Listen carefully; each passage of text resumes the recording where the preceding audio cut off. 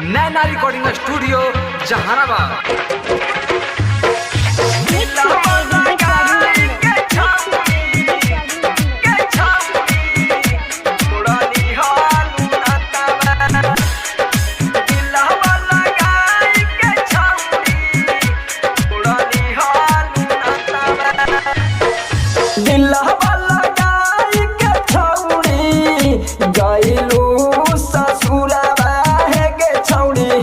गइलू ससुराबा दिलवा लगाई के छौड़ी, गइलू ससुराबा हे गे छौड़ी, गइलू ससुराबा त जियत मुआई के छौड़ी, जियत मुआई के छौड़ी, तोड़ा लिहालू नाताबा हे गे छौड़ी, तोड़ा लिहालू नाताबा दिलवा लगाई के छौड़ी, गइलू ससुराबा हे गे छौड़ी, गइलू ससुराबा दिलवा लगाई के छौड़ी, गइलू ससुराबा हे गे छौड़ी, गइलू ससुराबा त जियत मुआई के छौड़ी, जियत मुआई के छौड़ी,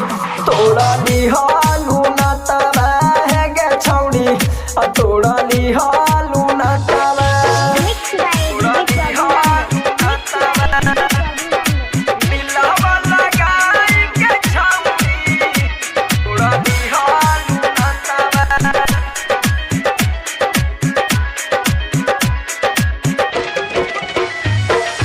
बचपन के याद आवे छौड़ी, तोहारो जवानिया हे गे छौड़ी, तोहारो जवानिया, बचपन के याद आवे छौड़ी, तोहारो जवानिया हे गे छौड़ी, तोहारो जवानिया त जियत मुआई के छौड़ी, जियत मुआई के छौड़ी, तोड़ा लिहालू नाताबा हे गे छौड़ी, तोड़ा लिहालू नाताबा।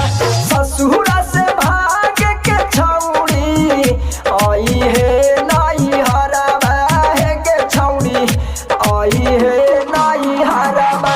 ससुरा से भाग के छौड़ी, आई है नाई हराबा हे गे छौड़ी, आई है नाई हराबा त जियत मुआई के छौड़ी, जियत मुआई के छौड़ी, तोड़ा लिहालू नाताबा हे गे छौड़ी, तोड़ा लिहालू नाताबा। तोड़ा लिहालू नाताबा, जियत मुआई के छौड़ी, तोड़ा लिहालू नाताबा।